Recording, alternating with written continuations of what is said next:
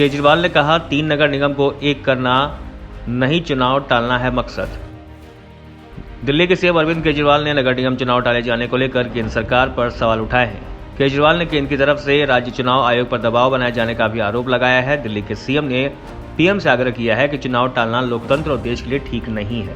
अरविंद केजरीवाल ने कहा कि अगर तीनों निगमों को एक करना था तो 7 सालों में क्यों नहीं किया। सीएम ने सवाल उठाया कि ऐसा इलेक्शन की तारीख घोषणा से 1 घंटे पहले क्यों किया गया।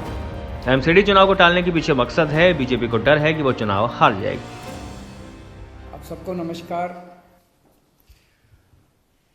नगर निगम के, दिल्ली नगर निगम के एमसीडी के अभी चुनाव होने वाले थे। 9 तारीख को जो दिल्ली चुनाव आयोग है, स्टेट इलेक्शन कमीशन है दिल्ली का, उन्होंने सुबह सुबह एक प्रेस इनविटेशन भेजा कि आज शाम को 5 बजे चुनाव आयोग एमसीडी के चुनावों की तारीख का ऐलान करेगा, डेट्स ऐलान करेगा, किस तारीख को नॉमिनेशन होगा, किस तारीख को विड्रॉ किया जा सकता है, चुनाव किस तारीख को होंगे। शाम को 5 बजे चुनावों का ऐलान होना था, तारीखों का ऐलान होना था।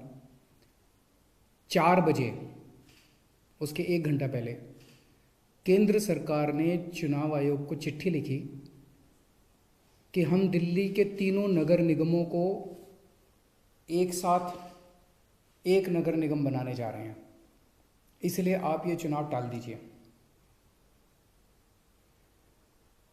5 बजे चुनाव आयोग ने चुनावों, केंद्र सरकार के कहे के मुताबिक चुनाव टालने का ऐलान कर दिया। शायद भारत के इतिहास में पिछले 75 साल में, आज़ादी के बाद से पहली बार ऐसा हुआ होगा कि केंद्र सरकार ने सीधे किसी राज्य के चुनाव आयोग को चिट्ठी लिख के चुनाव टालने के लिए कहा है। लोगों के अंदर बातचीत चल रही है कि 2-3 बातें चल रही हैं। 7 साल से 8 साल से केंद्र में भारतीय जनता पार्टी की सरकार है। 8 साल, अगर इनको तीनों एमसीडीज को एक साथ करना था, इकट्ठा करना था, 8 साल में इन्होंने क्यों नहीं किया। चुनाव की तारीखें ऐलान करने के 1 घंटा पहले इनको अचानक याद आई कि अब हमें तीनों एमसीडी को इकट्ठा करना है, इसलिए चुनाव टाल दिए जाएं। तो लोग कह रहे हैं कि एमसीडी को इकट्ठा करना, एक करना तो बहाना है, मकसद चुनाव टालने का था। क्योंकि बीजेपी को लग रहा था कि दिल्ली में अगर चुनाव होंगे तो आम आदमी पार्टी की ज़बरदस्त लहर है, बीजेपी उस लहर में बह जाएगी और बीजेपी हार जाएगी, इसलिए चुनाव टालने के मंशा से ये किया। आशीष मिश्रा की जमानत याचिका के खिलाफ 15 मार्च को सुनवाई करेगा सुप्रीम कोर्ट। केंद्रीय मंत्री अजय मिश्रा टेनी के बेटे आशीष मिश्रा को जमानत के खिलाफ याचिका पर 15 मार्च को सुनवाई करेगा। सुप्रीम कोर्ट में सीजेआई ने कहा कि वो मामले को लिस्ट करने को कहेंगे। याचिकाकर्ता के वकील प्रशांत भूषण ने बताया कि लखीमपुर खीरी मामले में एक गवाह पर गुरुवार रात को हमला हुआ है। इस मामले की जल्द सुनवाई की जाएगी। इससे पहले सुप्रीम कोर्ट ने कहा था कि मामले की सुनवाई 11 मार्च को होगी, लेकिन इसे लिस्ट नहीं किया गया। 4 मार्च को सुप्रीम कोर्ट ने याचिकाकर्ता को कहा था कि वो इलाहाबाद हाई कोर्ट को सूचित करे कि सुप्रीम कोर्ट ने मामले को जब्त कर लिया है। दरअसल सीजेआई एनवी रमना की बेंच को प्रशांत भूषण ने बताया था कि मिश्रा को जमानत मिलने के बाद अन्य आरोपी भी हाईकोर्ट पहुंच रहे हैं, ऐसे में इसे रोका जाना चाहिए। हार पर मायावती ने कहा बीएसपी को हिंदू मुस्लिम ध्रुवीकरण की मिली सजा।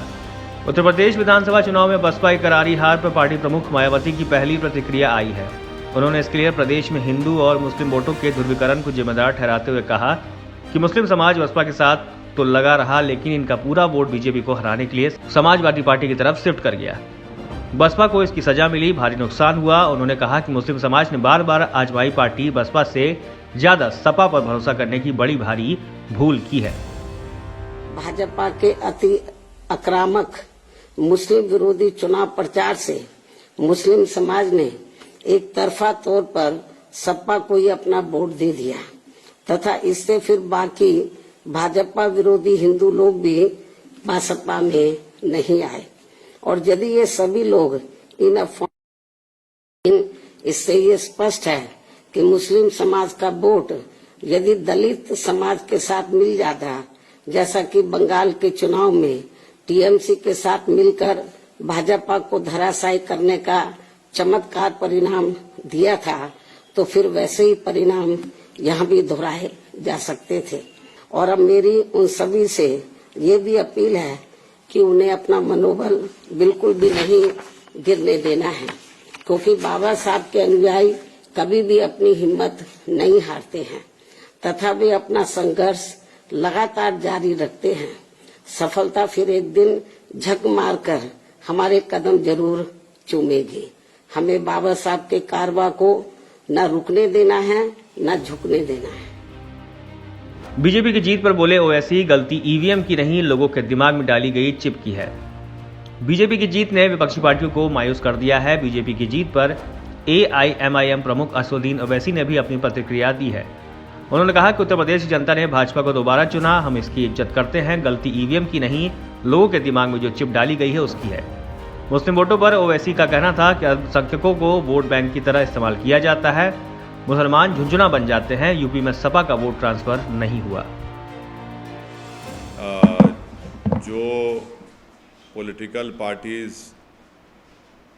अपनी नाकामी को छुपाने के लिए ईवीएम का चीख पुकार कर रहे हैं, मैंने 2019 में भी कहा था कि गलती ईवीएम की नहीं है, गलती जो लोगों के दिमाग में जो चिप डाल दी गई है वो उसकी बहुत बड़ा रोल अदा कर रहा है। स्मृति ईरानी का केजरीवाल पर पलटवार, पूछा आखिर 7 साल तक क्यों रोक कर रखा फंड। केंद्रीय मंत्री स्मृति ईरानी ने दिल्ली के मुख्यमंत्री अरविंद केजरीवाल के उस बयान पर पलटवार किया है जिसमें उन्होंने आरोप लगाया है कि चुनाव आयोग ने केंद्र के दबाव में एमसीडी के चुनाव टालने की घोषणा कर दी है। स्मृति ईरानी ने मुख्यमंत्री केजरीवाल से सवाल किया कि आखिर 7 साल एमसीडी का फंड क्यों रोका गया। कहा कि पार्कों, अस्पतालों और कम्युनिटी सेंटर का पैसा क्यों रोका गया। एससीडी सुधार को केजरीवाल ने मंजूरी क्यों नहीं दी। एमसीडी को 13,000 करोड़ रुपए से वंचित क्यों रखा गया। साथ ही विकास कार्यों का पैसा जानबूझकर रोका गया। इतना ही नहीं, सफाई कर्मियों का भी पैसा रुका हुआ है। आम आदमी पार्टी की लहर है। हास्यास्पद है कि जिस आम आदमी पार्टी को उत्तर प्रदेश में नोटा से कम वोट मिला, जिस आम आदमी पार्टी की उत्तराखंड में 70 सीटों में से 55 सीटों पर जमानत जब्त हुई, और जिस आम आदमी पार्टी के गोवा में मात्र 6% वोट मिला, उस पार्टी के नेता अरविंद केजरीवाल जी देश के यशस्वी प्रधान सेवक नरेंद्र भाई मोदी पर कटाक्ष कर रहे हैं। कटाक्ष करने का कारण कि वो दिल्ली में निगम का रिफॉर्म, उसका समर्थन नहीं करना चाहते। रिफॉर्म के विरोध में अरविंद केजरीवाल स्वयं उपस्थित होंगे, यह शायद दिल्ली के नागरिकों ने कभी सोचा नहीं था। लेकिन दिल्ली के नागरिक वो नजारा भी देख चुके जब अरविंद केजरीवाल जी ने स्वतः नगर निगम का गत 7 वर्षों में 13,000 करोड़ रुपया रोक के रखा ताकि निगम अपने कार्यों में विफल हो। ब्यूरो रिपोर्ट, तफ्तीश न्यूज।